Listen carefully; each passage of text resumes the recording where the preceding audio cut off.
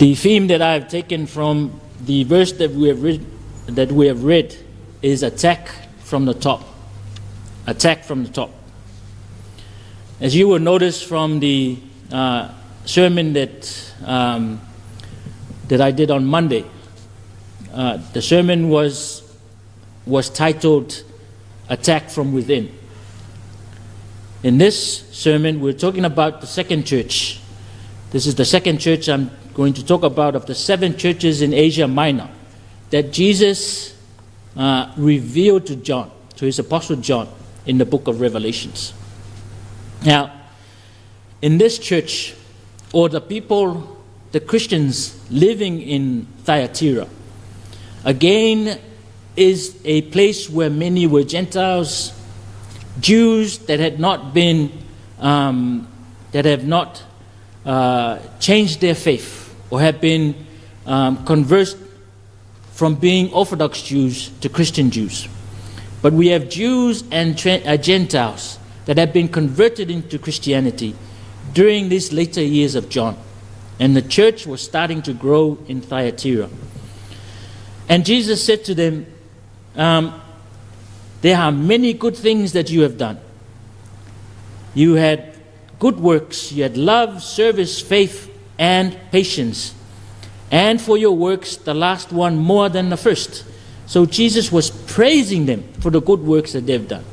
But then he went into verse 20 and said, "Nevertheless, I have a few things against you, because you allow that woman Jezebel, who calls herself a prophetess, to teach and seduce my servants to commit sexual immorality and eat things sacrificed to idols."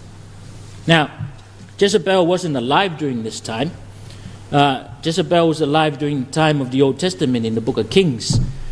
But she was the queen of King Ahab, the king of Israel during that time, who was a bad king who did not walk with God.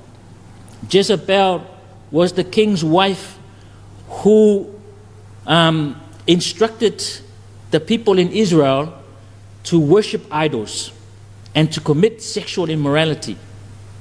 But this is what Jesus is telling John to tell the church in Thyatira of why he has an issue with them. He says, you allow that woman. He says, you allow it. Meaning that they didn't even resist. They didn't even go against it. They allowed the teachings of Jezebel, the teachings to worship idols, to eat food that's given to idols, and also to commit sexual immorality. He says, you allow that to happen. You allow those teachings of Jezebel to teach and seduce my servants. So it's within the church. It is not only coming within the church, but they're also teaching from the top. Because Jezebel is the queen. She was the queen of Israel during the time of the Old Testament. But we are talking about the church after Jesus' death, about 50 years after the Jesus' death in Thyatira. So it happened during then, but Jesus says it's happening into your church now. It's happening in Thyatira. And therefore, that's Jesus' issue with them, and that's why this letter, this revelation was given to John, to write to them, to tell them that Jesus knows about what's happening, and Jesus is giving them a chance to do something. Verse 21, he says, I gave her time to repent. She did not repent. Because she did not repent, I will cast her into a sickbed. So Jesus gave her a chance, even though she was a person, an evil person, who induced or encouraged people to walk away from God. Jesus gave her a chance to repent. She didn't repent. And Jesus judged her and judged her children to a sickbed, to great tribulation, to kill her children with death.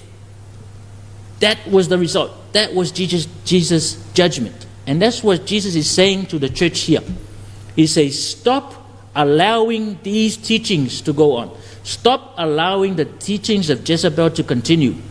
Stop allowing people to worship idols, to eat things that are given to idols, and to commit sexual immorality. Turn from these things and repent. Now, this is what's happening to the church in Thyatira. Again, you may ask, what has that got to do with the church today, 2,000 years later? It's got everything to do with the church today. The church then is still the church now. We are still faced with the same problems now. We still have our own Jezebel in Samoa today, in the church today, challenging the faith of people, leading us to worship idols, leading us to commit sexual immorality. What is that? What is the Jezebel in our church today that is leading us to do these things, that is allowing us to do these things? That we allow drugs, that we allow alcohol, that we allow teachings of different churches that don't believe in Jesus Christ to infiltrate your faith and your belief in the Bible. You allow it. You sympathize with it. You don't judge it. You don't speak against it. You don't reject it. But you allow it to be part of your thinking. You allow it to be part of your mental state. You allow it to be part of your psychology. You allow sexual immorality. We don't speak against people who commit sexual immorality. The things that happen privately in our homes that we don't report. Fathers against daughters. Fathers against stepdaughters. The things that are happening now are people who are committing crimes. That's the Jezebel that we have in Samoa today.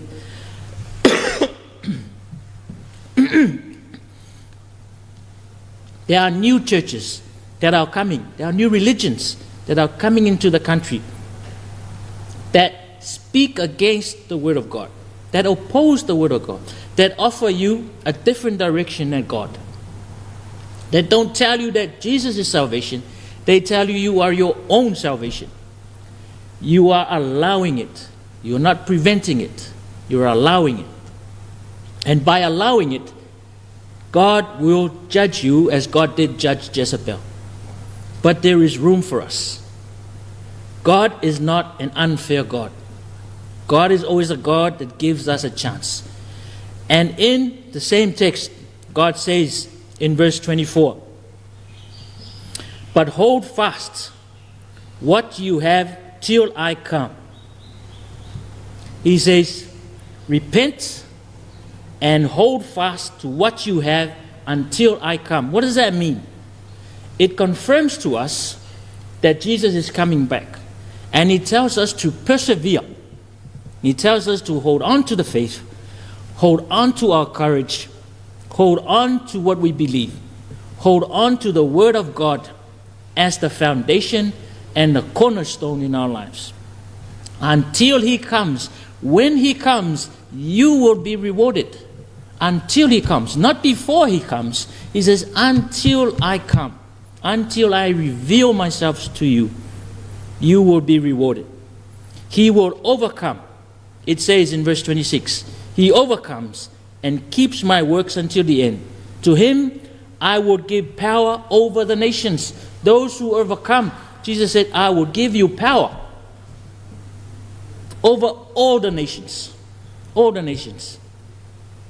Satan took, when Jesus was in the desert, in the third temptation, took Him to the mountain and says, bow down to me and I will give you all these kingdoms.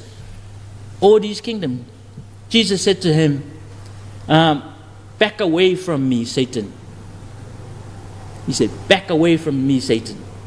He did not fall into the temptation of Satan. He did not worship Satan. He said, you shall only worship God. No other God. I will only worship God. You, Satan, should only worship God, not God or God's people worshiping you. That is what Satan wants. That is what Satan is doing in the church in Thyatira, trying to break up God's plan and make them put Satan on the throne and remove God from the throne. That's what he's doing. He wants to give you the world. But in here, Jesus says, I can give you the world. In His word, He says, behold fast what you have till I come, And when I do come, I will overcome and will give power over the nations. Give you power over the nations. The same nations that Satan promised you is the nation that Jesus will give you when you overcome Satan's world, when you overcome Satan's temptations, when you overcome Satan's lies. That is the answer the verse gives us. It gives us the problem. It gives us the judgment, but it also gives us the solution. The same thing in the church in Thyatira, the same thing today. 2,000 years ago, 2,000 years now, up to now. The message is still the same. The challenges in the church today is still the same. The world continues to evolve and develop. Communications and technology increase. Information come to our fingertips so easy now. Even our children. A lot of the information is good. A lot of the information is bad. Pornography, all that information are on the tip of your fingertips.